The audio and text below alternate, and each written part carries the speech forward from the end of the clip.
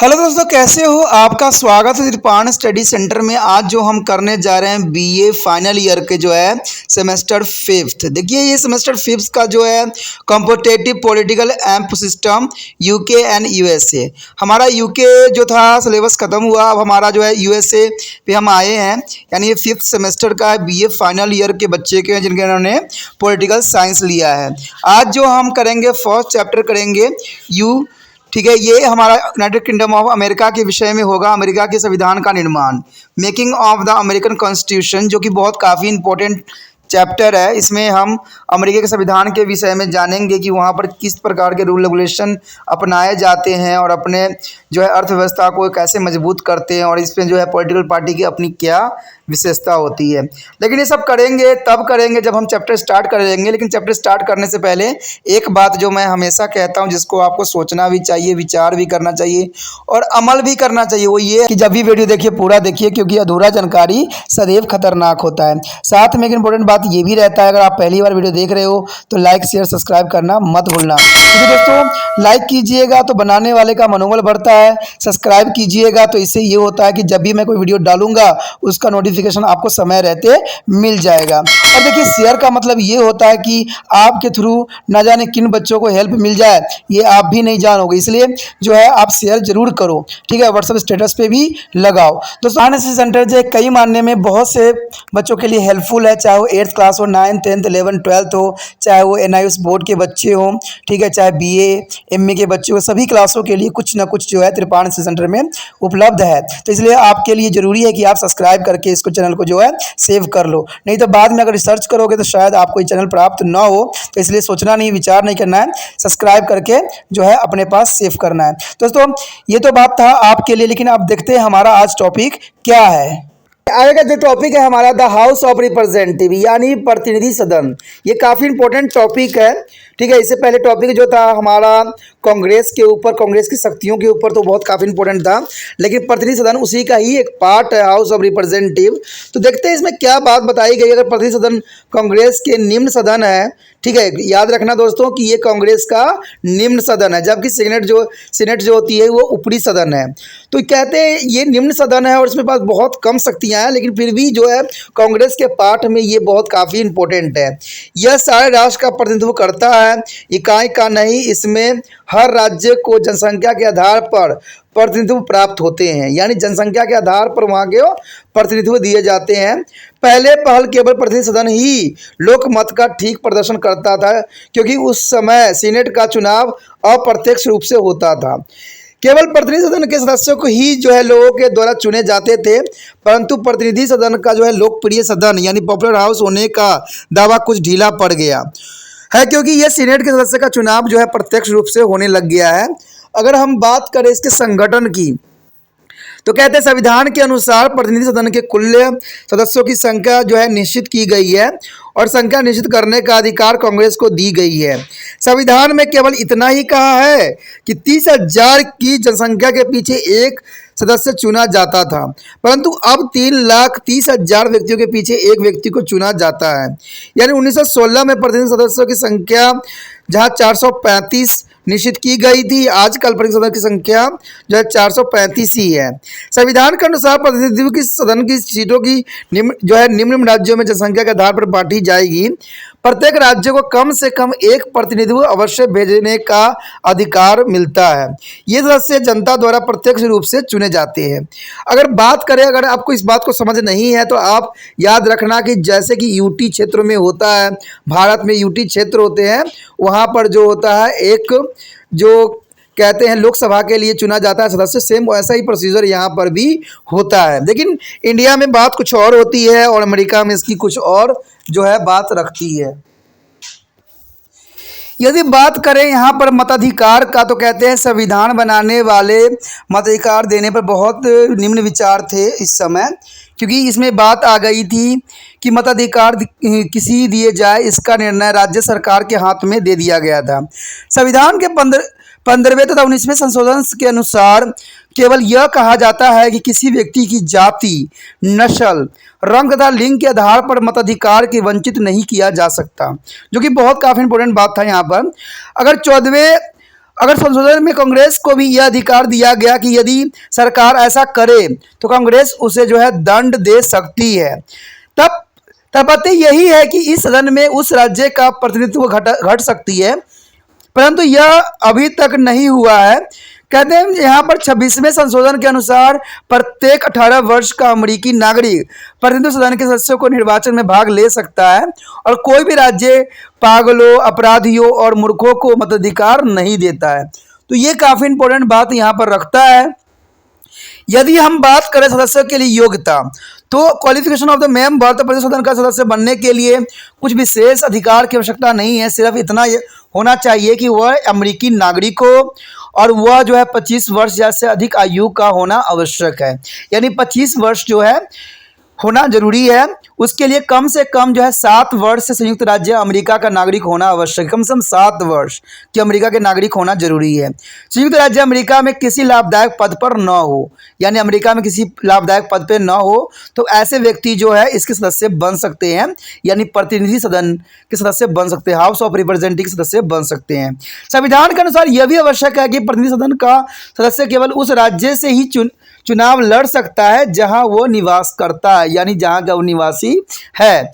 इसके साथ यह भी प्रथा बन गई है कि वह राज्य का केवल निवासी ही न हो, अतुल उस क्षेत्र में चुनाव लड़ना है तो उस क्षेत्र का निवासी भी हो। संयुक्त राज्य अमेरिका में क्षेत्र से बाहर से व्यक्तियों की अपेक्षा स्थानीय व्यक्तित्व को सदा अच्छा समझा जाता है। तर्क यह दिया जाता है कि वह अपने चुनाव क्षेत्र को आवश्यकताओं के भली प्रकार समझता है, परंतु इस योग्यता ने कांग्रेस के सदस्यों को कभी भी राष्ट्र के प्रतिनिधि बनने नहीं दिया और यह सदा अपने जो है क्षेत्रों के संकुचित हितों की रक्षा ही करते रहे हैं। यदि बात यहाँ पर करें चुनाव प्रदेश का, तो कहते हैं इस समय संयुक्त राज्य अमेरिका के प्रतिनिधि सदन के सदस्य एक सदस्य वाले चुनाव क्षेत्र में चुने जाते हैं, परंतु कई राज्यों में जनसंख्या की वृद्धि होती है और इसके साथ ही उसके प्रतिनिधित्व सदनों में सदस्यों की जो है कोटा बढ़ती चली जा रही है। इसके लिए नए चुनाव क्षेत्र नहीं बनते हैं। अतुल नए सदस्य के लिए सारे राज्य को ही एक चुनाव क्षेत्र बना देता है। चुनाव क्षेत्र बनने का संबंध में जो है 1929 के कानून में यह नहीं कहा गया है कि चुनाव क्षेत्र सामान्य हो। इस कारण से अमेरिका में चुनाव क्षेत्र बनाते समय कुरीति को जन्म भी ले लिया है। जैसे जो है गैरी मैंडरिंग्स का कहा जाता है, जिसके अनुसार यह राजनीतिक दल सत्ता में ही है और इस प्रकार चुनाव क्षेत्र बनता है कि उसके अधिक से अधिक सदस्य चुने जाए। यह कुरीतियां केवल अमेरिका में ही नहीं है, भारत जैसे देश में भी है। कहते हैं इसमें शासन करने वाले अपनी बहुगिनती को अधिक से अधिक चुनाव क्षेत्र में बांट देते हैं और विरोधी दल जो है बहुगिनती से को कुछ ही चुनाव क्षेत्रों में एकत्र कर देता है। परिणाम स्वरूप विरोधी दल इस चुनाव क्षेत्र में से बहुत अधिक वोट से जीतते हैं, परंतु इसके सदस्यों की संख्या थोड़ी होती है। परिणाम यह होता है कि शासक दल बहुत जो है बहुमत प्राप्त कर लेते हैं, चाहे उनके सदस्य बहुत थोड़े मतों से चुनाव क्यों न जीते हों। गैरी मैंडरिंग के अनुसार बनाए गए चुनाव क्षेत्र किसी एक आकार के नहीं होते हैं, कोई हल्का छिपकली जैसा होता है, यानी हल्का और छिपकली जैसे होते हैं, कोई बुट जैसे होते हैं। अमेरिका जनता इस प्रथा को बुरा समझती है और इसे समाप्त करने के लिए प्रयास सदैव कर रही है। इसमें मेनेरो ने भी अपने शब्दों में बात कहा था कि गेरीमैंडर्स अमेरिका राजनीति में एक जो है ध्वंसकारी तत्व है तथा धीरे धीरे जो है लोक भावना इसके विरुद्ध विकसित हो रही है। The gerrymanders has been to the premise to the fact in the American politics and popular sentiment has been to slowly development against it। तो बहुत काफी इंपॉर्टेंट बात यहाँ पर आती है। यदि बात यहाँ पर करें वेतन तथा भत्ते की, तो ये बात बिल्कुल क्लियर है कि प्रतिनिधि सदन के प्रत्येक सदस्य को नियमानुसार वेतन एवं भत्ते दिए जाते हैं। इसके अतिरिक्त उसके निजी सचिव रखने, देश में यातायात, डाक आदि भेजने के लिए भी सुविधा दी गई है।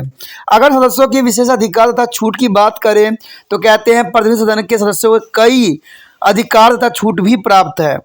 किसी सदस्य के सदन के जो अधिवेशन के समय गिरफ्तारी नहीं किया जा सकता और न ही गवाही देने और सदन में बैठने के लिए विवश किया जा सकता है, परंतु यह छूट उन सदस्यों को प्राप्त नहीं है जिन पर देशद्रोह, भ्रष्टाचार और शांति भंग करने का आरोप निहित हो।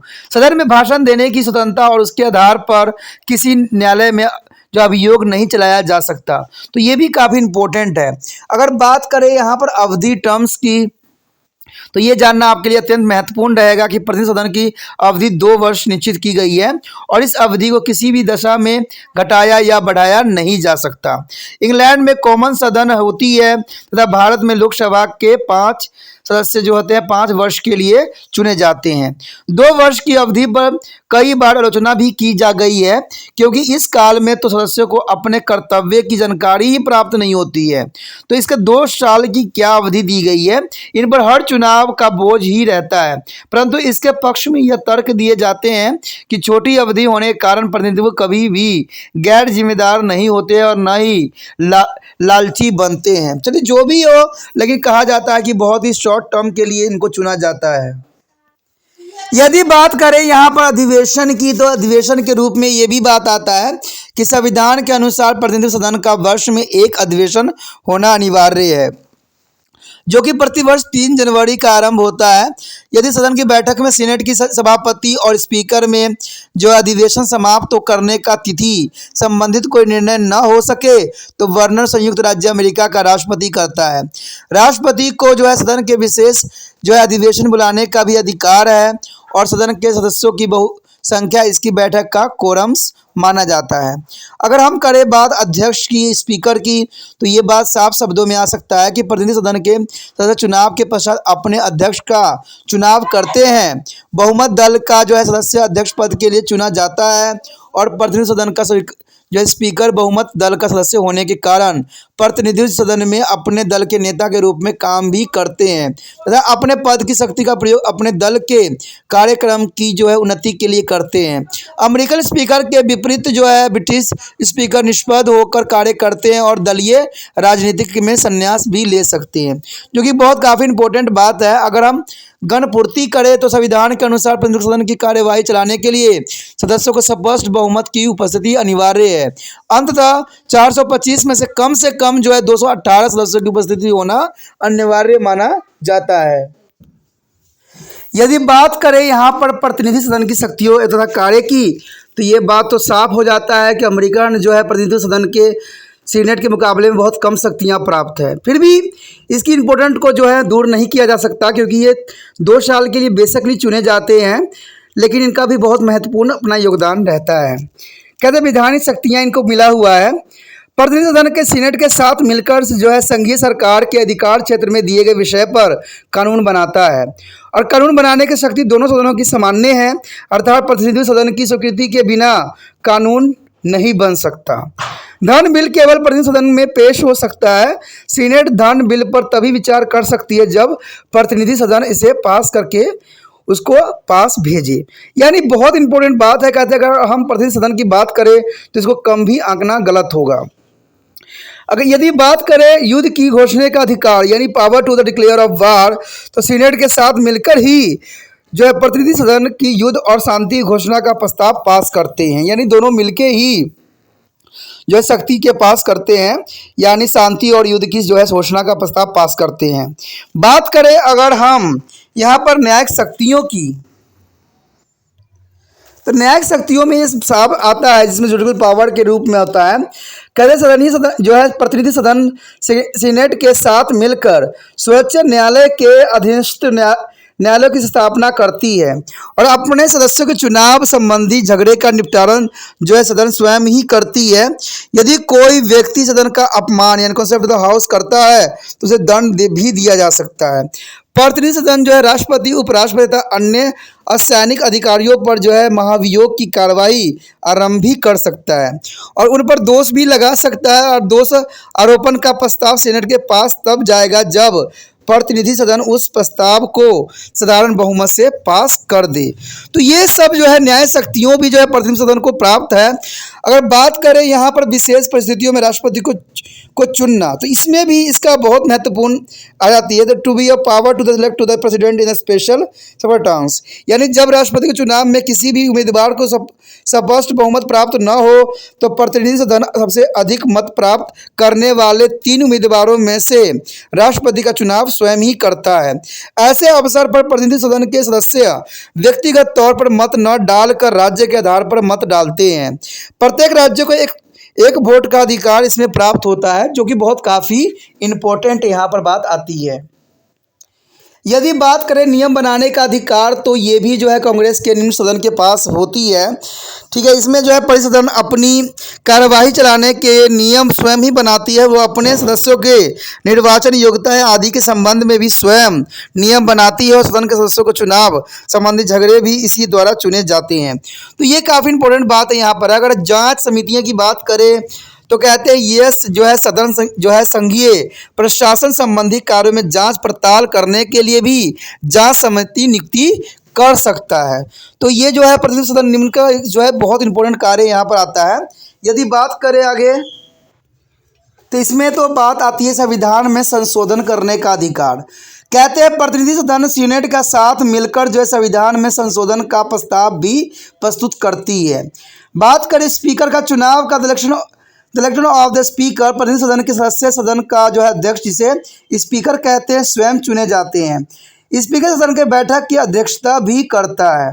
अगर बात करें यहाँ पर हम सदस्यों की निष्कासित करने का अधिकार, right to expel to the own member, तो इसमें प्रतिनिधि सदन के जो अपने सदस्यों के भ्रष्टाचार, देशद्रोह आदि अपराधों के लिए सदन से जो है निष्कासित भी कर सकता है।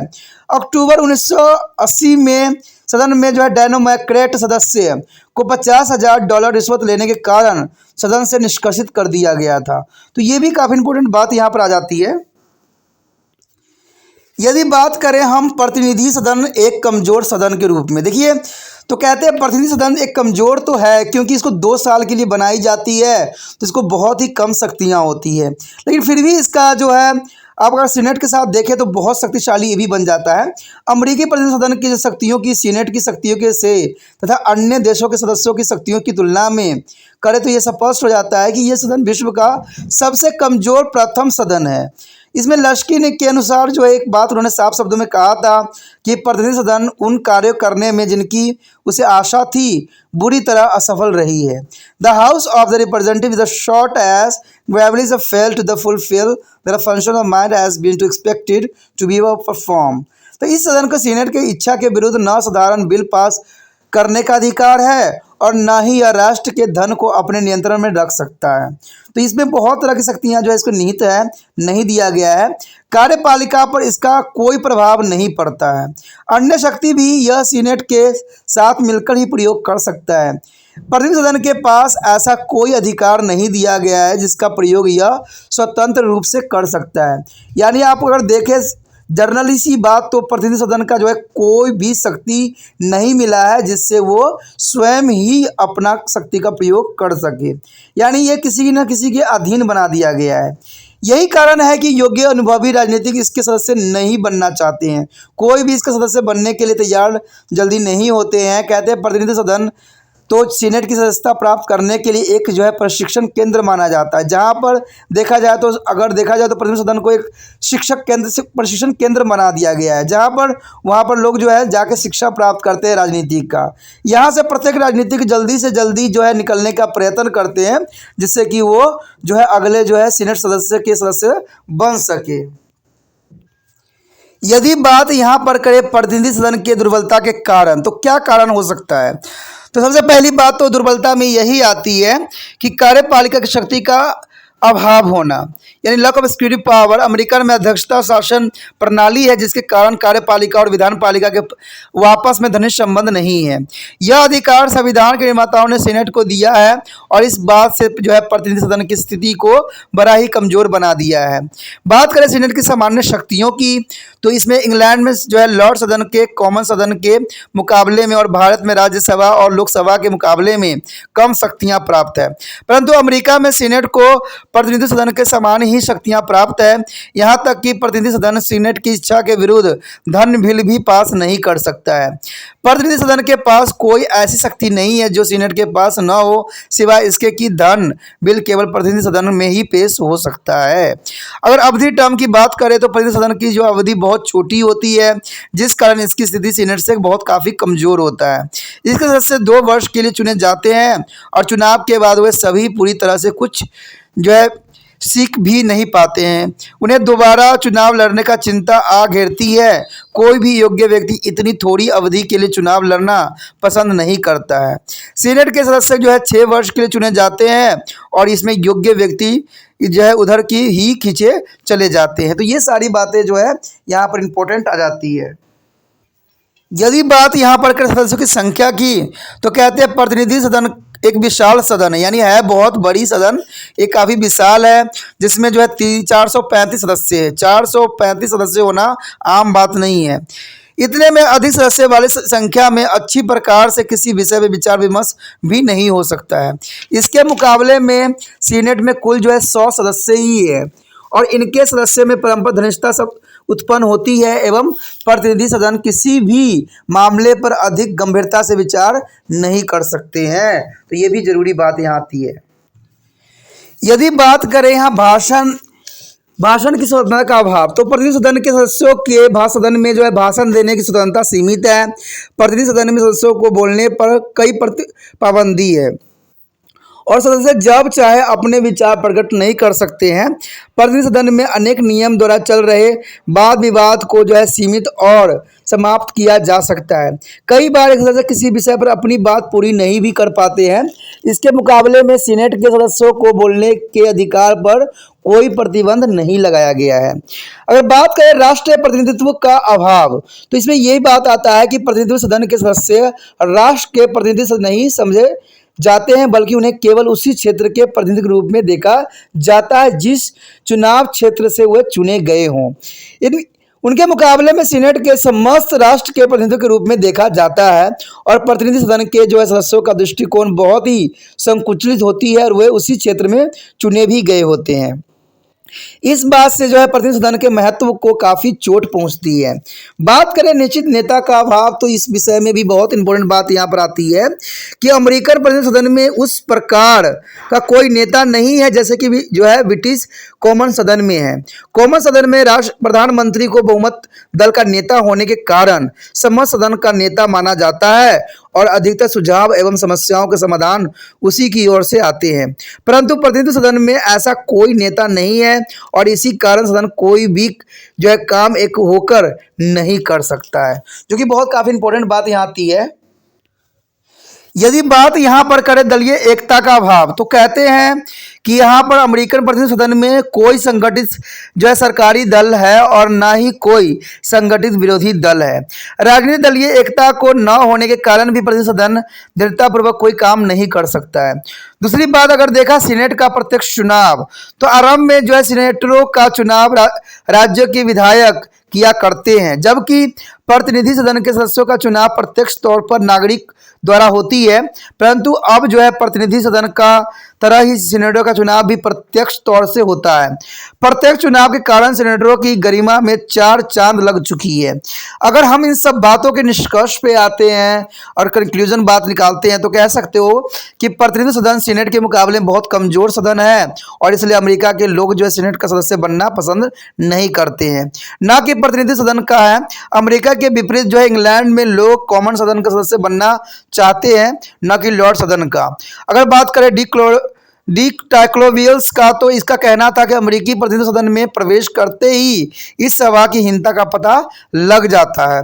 इसमें एक भी जो है प्रसिद्ध व्यक्ति दिखाई नहीं देता है और इसके सभी सदस्य साधारण व्यक्ति होते हैं और इसके कुछ ही फासलों पर सीनेट द्वार है जिसमें अमेरिका के बड़े बड़े प्रसिद्ध व्यक्ति दिखाई देते हैं।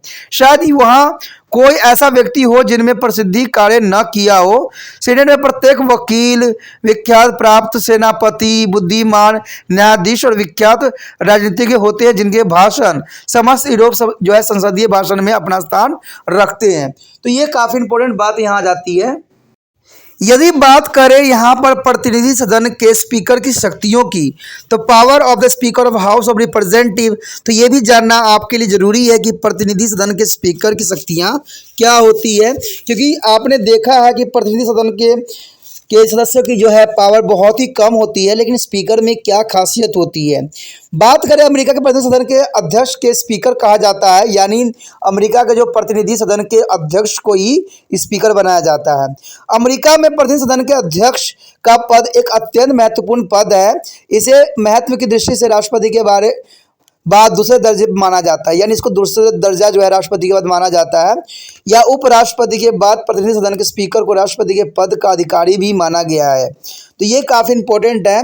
स्पीकर का चुनाव, कहते हैं स्पीकर का चुनाव प्रतिनिधि सदन के सदस्यों द्वारा अपने में से किया जाता है। चुनाव की पद्धति के संबंध में संविधान में केवल इतना ही लिखा गया है कि प्रतिनिधि सदन स्पीकर तथा अन्य पदाधिकारी का चयन करेगा। The house of representative shall be choose to the speaker and other officer. संवैधानिक व्यवस्था को देखते हुए यह संभव है कि प्रतिनिधि सदन किसी ऐसे व्यक्ति को भी स्पीकर चुन ले जो सदन का सदस्य न हो, परंतु अभी तक ऐसा हुआ नहीं है। प्रतिनिधि सदन सदस्यों में से ही किसी एक को स्पीकर चुन लिया जाता है। चुनाव राजनीतिक दलों के आधार पर होते हैं। बहुमत दल का जो है उम्मीदवार सदस्य इस पद के लिए चुना जाता है, परंतु विरोधी दल अपना जो है उम्मीदवार खड़ा करता है। स्पीकर के चुनाव के लिए काफ़ी संघर्ष होता है और अंत में बहुत दल जो है वहाँ पर बहुमत दल को जो है उम्मीदवार ही विजय होती है। इसी कारण मुनेरो ने कहा था कि बहुमत दल की बैठक सदन और जो है चयन करती है और सदन केवल उसकी पुष्टि करता है। परंतु इंग्लैंड में स्पीकर का चुनाव प्रायः सर्वसम्मति के आधार पर होती है और बहुमत दल का नेता विरोधी दल के नेता के सलाह से स्पीकर का नाम प्रस्तावित करते हैं और बिना उसे किसी विरोध के चुन लिया जाता है।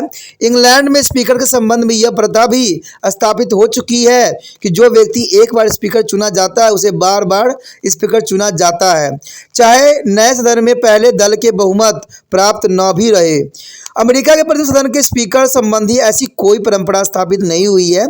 चुनाव में जिस दल को सदस्य में बहुमत प्राप्त होता है वह दल अपना स्पीकर स्वयं ही चुनता है। कहते 1984 के चुनाव के बाद डेमोक्रेटिक पार्टी के उम्मीदवार थॉमस नील को 5वीं बार स्पीकर चुना गया, यानी डेमोक्रेटिक पार्टी के जो है उम्मीदवार थॉमस नील्स को जो है 5वीं बार स्पीकर के रूप में चुना गया और थॉमस को जो है 247 मत मिले, यानी 247 मत मिले, जबकि रिपब्लिकन पार्टी के जो उम्मीदवार रॉबर्ट च मिचल को जो 173 मत मिले।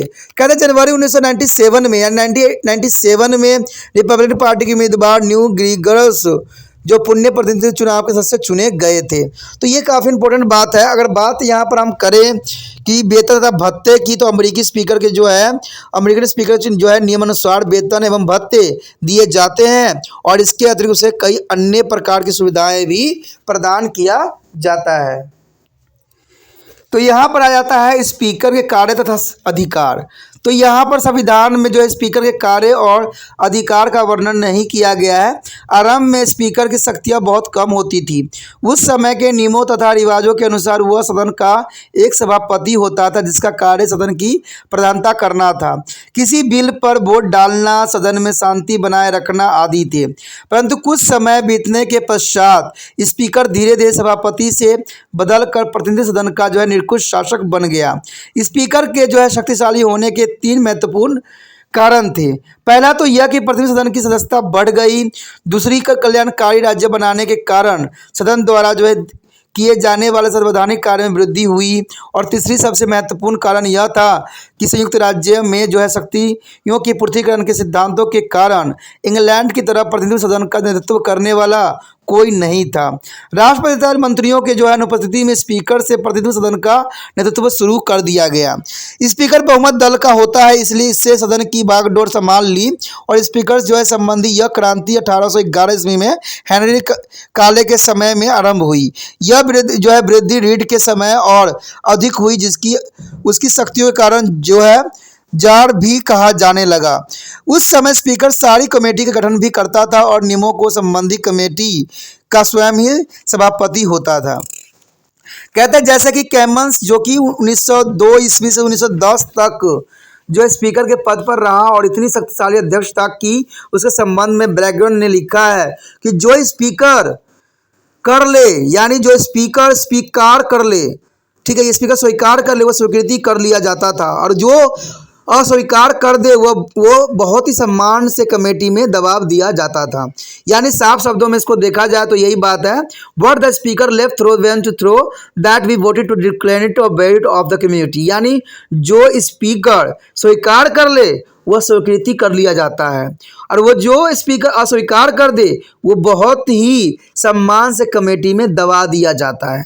तो ये क्लियरिटी के साथ आपको समझ में आ गया होगा। अब कहते हैं इस प्रकार 1910 में स्पीकर सदन के द्वारा किए गए प्रत्येक कार्य पर मृत्यु तथा जीवन का अधिकार था। इसमें जो है आग तथा रे ने साफ शब्दों में कहा है कि हेनरी कॉलेज श्री केनन के कार्यकाल में एक आम सभापति पर निरंकुश शासक बन गया, जिसके पास सदन के द्वारा किए गए सारे कार्य पर जीवन तथा मृत्यु का अधिकार था। स्पीकर की इस निरंकुशता के विरुद्ध 1910-11 में क्रांति हुई, जिसमें स्पीकर की निरंकुश शक्तियों की समाप्ति कर दी गई। इस वर्ष जो है स्पीकर को नियम वाली कमेटी को हटा दिया गया और इसके पश्चात इसे भिन्न कमेटियों में सदस्यों और सभापतियों को नामांकित करने का अधिकार से भी वंचित कर दिया गया। ये सारी शक्तियां सदन के स्वयं ले ली। वे परिवर्तन लोकतांत्रिक परंपरा के अनुकूल थे। स्पीकर भी शक्तियों पर बहुत बड़ी चोट थी, परंतु अब भी प्रतिनिधि सदन में उसे महत्वपूर्ण स्थान प्राप्त है। उसे सदन का जो है पुराना नियंत्रण तो प्राप्त नहीं है, परंतु अपनी बुद्धिमत्ता से सदन को अगावनी दे सकता है, और इस समय स्पीकर के निम्नलिखित अधिकार प्राप्त है। तो देखिए कौन कौन से अधिकार प्राप्त है।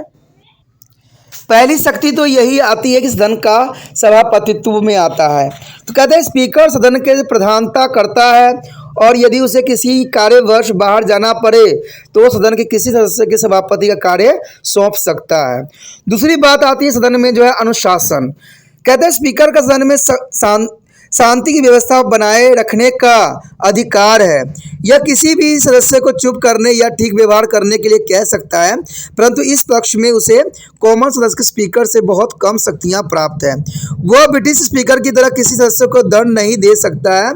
ये बहुत काफ़ी इंपॉर्टेंट है।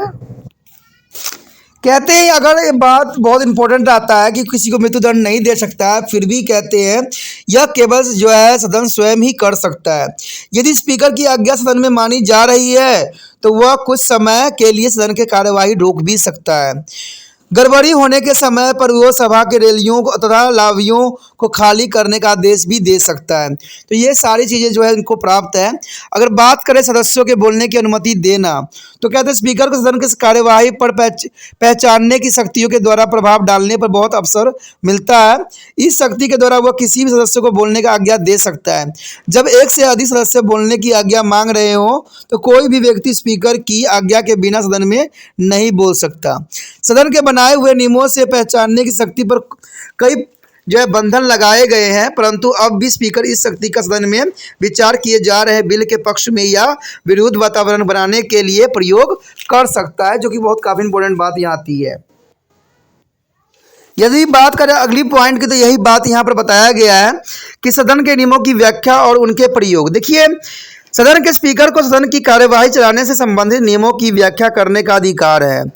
जहां नियम स्पष्ट हो वहां तो स्पीकर को उनके अनुसार ही कार्य करना पड़ता है, परंतु जब कोई नियम अस्पष्ट हो तो उसके संबंध में स्पीकर व्याख्या दे सकता है। उदाहरण के लिए थॉमस रीड्स ने एक बार निर्णय दिया कि सदन का जो है कोरम्स इस बात पर निर्भर करता है कि सदन में कितने सदस्य उपस्थित हैं, इस बात पर नहीं कि मतदान में कितने लोग हिस्सा लेते हैं। इस अधिकार के संबंध में यह बात देना आवश्यक है कि इंग्लैंड के स्पीकर की तरह इसकी दी हुई व्याख्या अंतिम नहीं होती है और इसके निर्णय के विरुद्ध सदन में जो है प्रार्थना भी कर सकता है। स्पीकर सदन द्वारा पास विधेयकों तथा प्रस्तावों पर हस्ताक्षर करने का अधिकार भी प्राप्त है।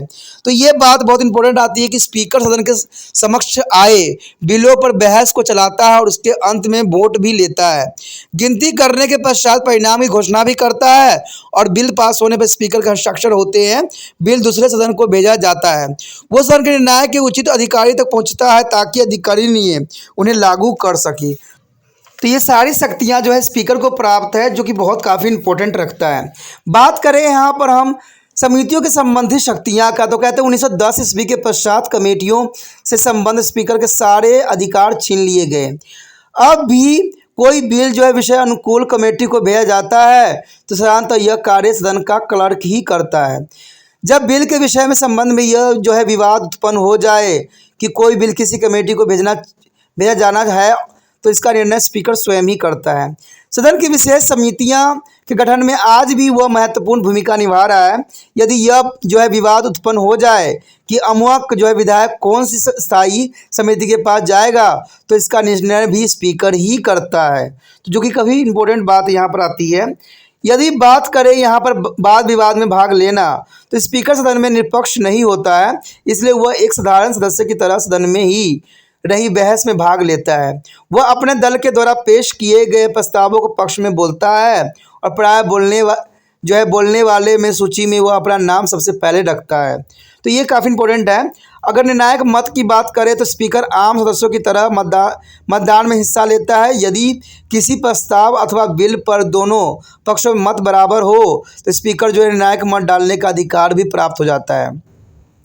ऐसे अवसर पर स्पीकर को इस तरह दो मत प्राप्त हो जाते हैं, एक साधारण मत और एक निर्णायक मत। तो ये काफ़ी इंपॉर्टेंट बात है यहाँ पर।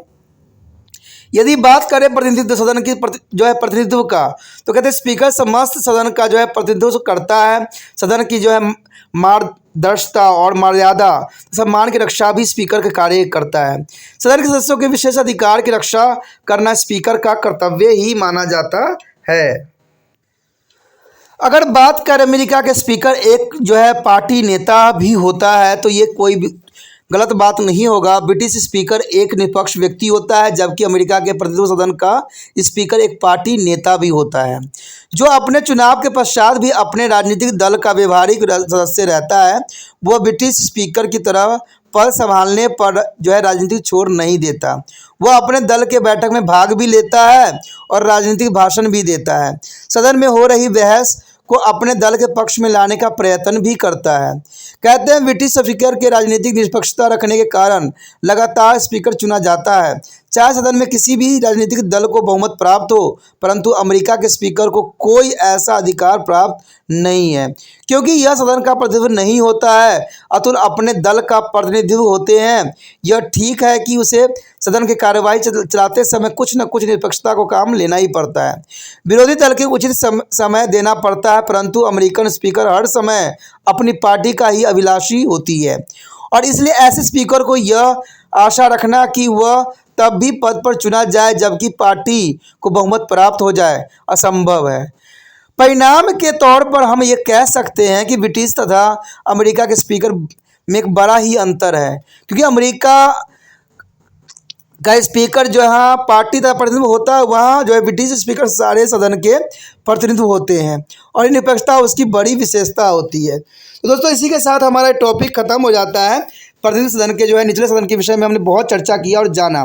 अगला जो है सीनेट, जो कि ऊपरी सदन होती है, उसके विषय में हमारा अगला टॉपिक है। तो ये काफ़ी इंपॉर्टेंट आपके लिए रहेगा, तो आप देखना मत बोलना सीनेट की जो है क्या सदस्यता है, क्या शक्ति और क्या वो इम्पोर्टेंट है, क्योंकि ये बहुत इंपॉर्टेंट टॉपिक रहेगा। तो अगला वीडियो आपके लिए बहुत इंपॉर्टेंट रहने वाला है। लेकिन आपको पता ही है कि तिरपान सेंटर का सिर्फ एक ही अभिलाषा है कि ये वीडियो जो है हर एक बच्चे तक पहुँचे और वो बच्चे जो है इसका सही सही ज्ञान का जो है उपयोग कर सके और अपने एग्जाम में अच्छे से अच्छे प्रदर्शन कर सके।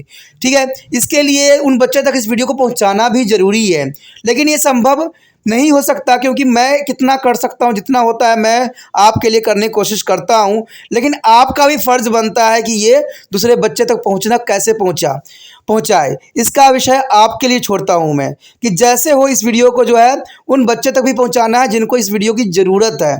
ठीक है, अगर आप ऐसा कार्य करते हो, अगर ऐसा मुझे लगता है कि आपने ऐसा किया है, तो हो सकता है कि आपके लिए और विषय का या आप जो ऑन डिमांड कहोगे उस पे जो है विषय पे बनाया जाएगा। तो ये आपके लिए सोने पे सुहागा के समान रहेगा, क्योंकि इसमें आपकी मर्जी चलेगी, लेकिन ये तब होगा जब आप तिरपान सेंटर को आगे बढ़ाने के लिए अपना जो है महत्वपूर्ण जो है योगदान दोगे। और योगदान देने के लिए कोई लंबा चौड़ा प्रोसेसिंग नहीं करना है दोस्तों, सिर्फ इतना करना है कि जो है लिंक को यूट्यूब से जो है कॉपी करना है और व्हाट्सएप स्टेटस पे लगा देना है।